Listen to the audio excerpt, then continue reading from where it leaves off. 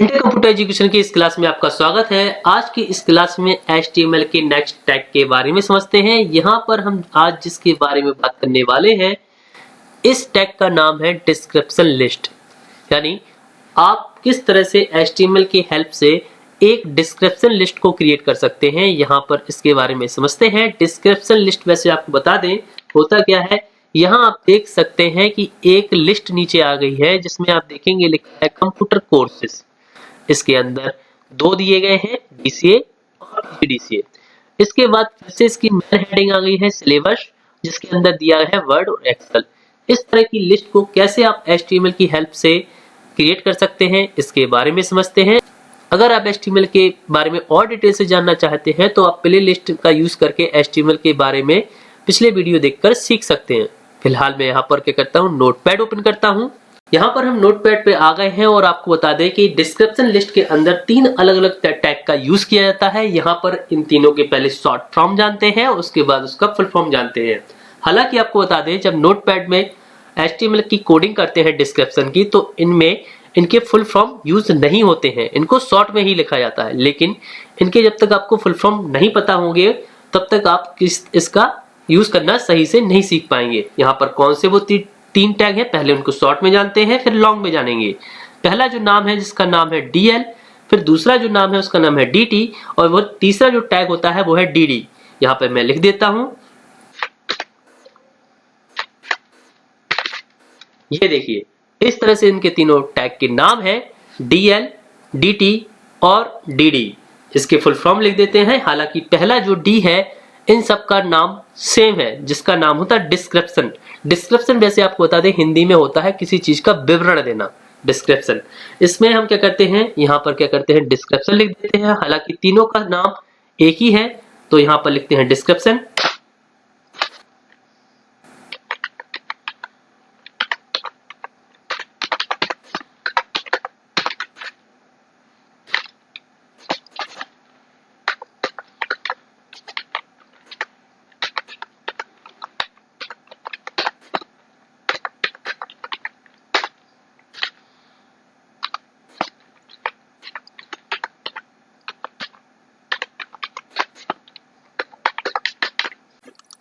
यहाँ आप देख सकते हैं मैंने तीनों नाम लिख दिए हैं, जिसका नाम पहला है वो है लिस्ट, दूसरा जो आता है वो टर्म, और तीसरा आता है डेटा। मैं पहले ही बता चुका हूँ। जो D है उसका फुल फॉर्म डिस्क्रिप्शन होता है। डिस्क्रिप्शन का हिंदी में अर्थ मैं बता चुका हूँ, जिसका नाम विवरण होता है। इन्हीं की हेल्प से क्या होता है, किसी भी तरह की वो जो लिस्ट आपको दिखाई हुई थी वो आप क्या कर सकते हैं, क्रिएट कर सकते हैं। इसको कब कहाँ पे कैसे यूज करना है अब इसके बारे में देख लेते हैं। यहाँ पर मैं फिलहाल मैं इसको छोटा कर देता हूँ और सेकंड नोटपैड ओपन करता हूँ।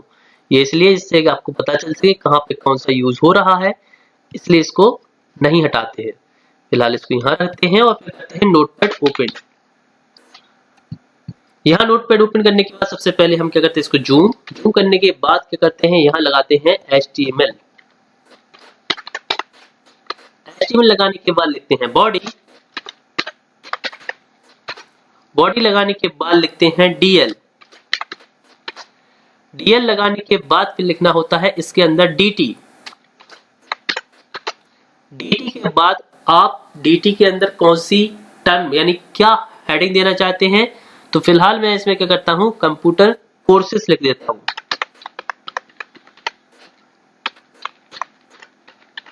कोर्सेस। इसके बाद जो आपने DT खोला हुआ था उस DT को क्या करना होगा, क्लोज करना होगा। ध्यान रखिए, जो भी आप टर्म देंगे उसके आगे जो DT लगाया था उसी के ठीक बाद DT को आपको क्या करना होगा, बंद करना होगा। यानी यहाँ अगर आप देखेंगे DL था, DL के बाद DT है, और DD जो इसके अंदर लिस्ट क्रिएट होगी उसे हम DD के फॉर्मेट पे लिखेंगे। यहाँ देख लेते हैं, इंटर करते हैं और फिर लिखते हैं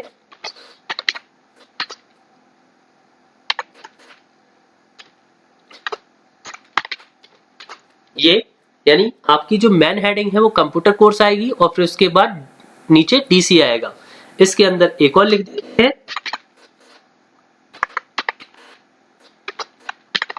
इस तरह से आप कई बना सकते हैं। यहाँ पर फिलहाल मैं आपको दो दिखाते देता हूँ। और फिर क्या करना है, अगर आपको फिर से एक नई हेडिंग देनी है तो फिर से आपको क्या करना होगा, फिर से dt लिखना होगा। इंटर करते हैं। dt लिखने के बाद यहाँ पर दूसरी हेडिंग देते हैं जिसे हम सिलेबस दे देते हैं फिलहाल।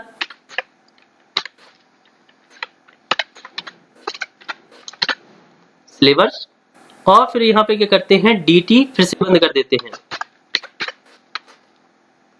और फिर से इसके अंदर हम क्या करते हैं dd लिखकर दो अलग लिस्ट बना देंगे।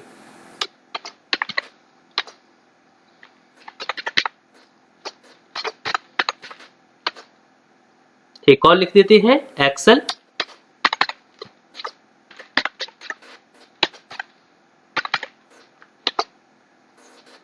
और फिर जो डीएल स्टार्ट में खोला हुआ था उसको बंद करते हैं। इसको मैं अलग अलग दिखा देता हूं जिससे आपको और क्लियर हो जाएगा। ये देखिए, सबसे पहले dd है, इसमें बॉडी एचटीएमएल के बाद जो होता है एचटीएमएल और बॉडी के बाद जो होता है वो dd, और dd के बाद फिर dt के अंदर मैन होगा हेडिंग, और उस हेडिंग के अंदर यानी उसके अंदर जो दो चलेंगे वो रहेंगे डीसी और पीजीडीसी।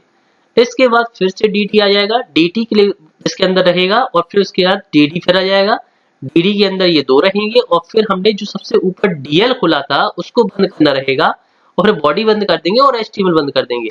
यहाँ इंटर करते हैं, देन बॉडी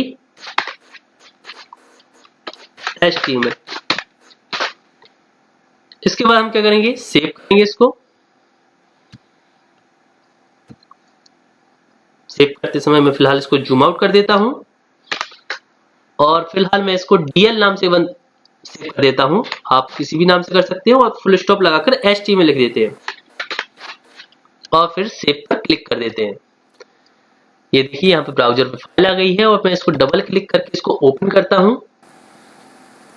ये देखिए, इसको मैं फिलहाल ब्राउजर को भी छोटा कर देता हूं जिससे कि आपको तीनों चीजें क्लियर दिखाई दें।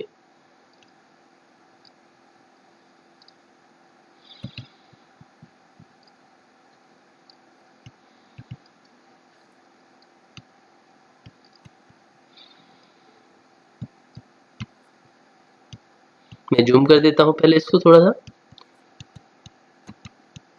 ये देखिए, आप क्या कर सकते हैं इस कोडिंग को करके इसके अंदर के सभी पार्ट देख सकते हैं। इसमें कंप्यूटर कोर्स लिखा हुआ था, तो डीएल के अंदर आप देखें, सॉरी डीएल के अंदर डीटी को क्रिएट किया गया है, टीटी के अंदर कंप्यूटर कोर्स है, तो आप देखें कंप्यूटर कोर्स है, और डीडी के अंदर जो है वो उसकी सब हेडिंग के अंदर हेडिंग जो मेन हेडिंग है उसके अंदर के जो पॉइंट हैं वो दिख रहे हैं। इस तरह से आप क्या कर सकते हैं कोडिंग में कितने भी डीडी लगाकर मैटर को आगे क्रिएट कर सकते हैं, और कितने भी डीटी लगाकर उसके मेन पॉइंट को बना सकते हैं। यहाँ पर फिलहाल मैंने आपको डिस्क्रिप्शन लिस्ट के बारे में बताया हुआ है। अगर आपको किसी भी तरह का डाउट है तो आप कमेंट कीजिए, मैं कोशिश करूंगा जो आपने पूछा हुआ है उसके बारे में आपको पूरी जानकारी दे सकूं। फिलहाल इस वीडियो में इतना ही, धन्यवाद।